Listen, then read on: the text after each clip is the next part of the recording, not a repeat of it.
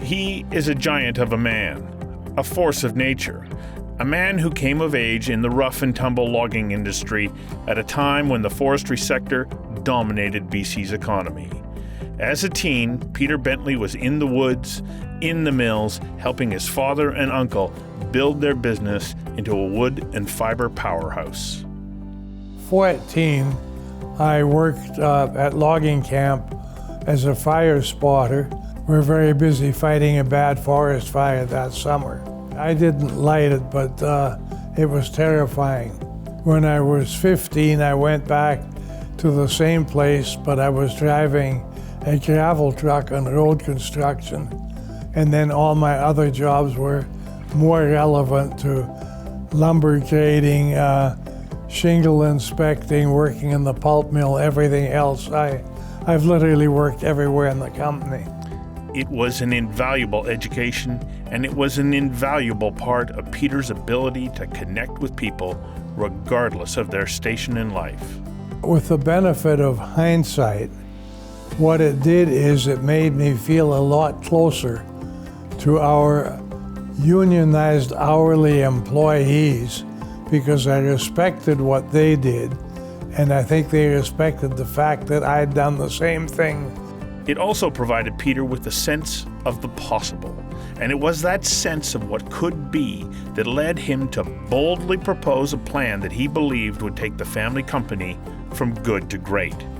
He feared the company was too tightly held, and at the same time, he feared exceptional talent would leave, and attracting the team of the future would then be challenging. So after some toing and froing, and I was contemplating leaving because I had a job offer elsewhere. He told his father and uncle he'd stay, but I had to be put in charge of all the personnel.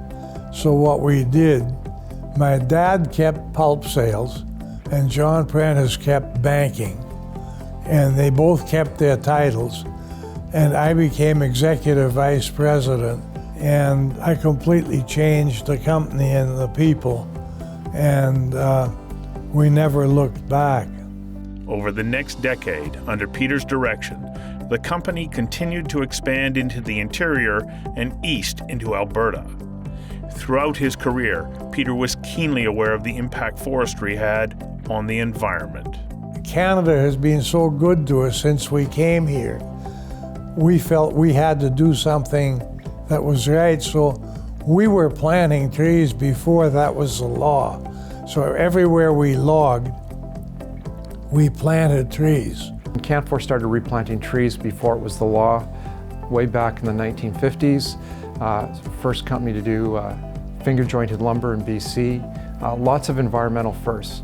He continually sought out new ways of managing his operations and the forests. He believed a forest management license would ensure a responsible and sustainable approach, one that would ensure the forests and his company would survive.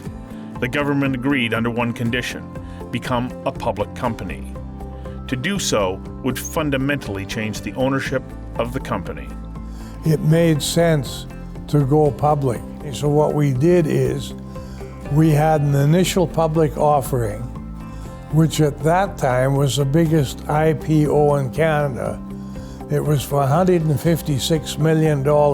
Throughout his more than 20 years at the helm of Canfor, Peter grew the company, faced and overcame numerous challenges, and then watched as the major players in the business all but vanished.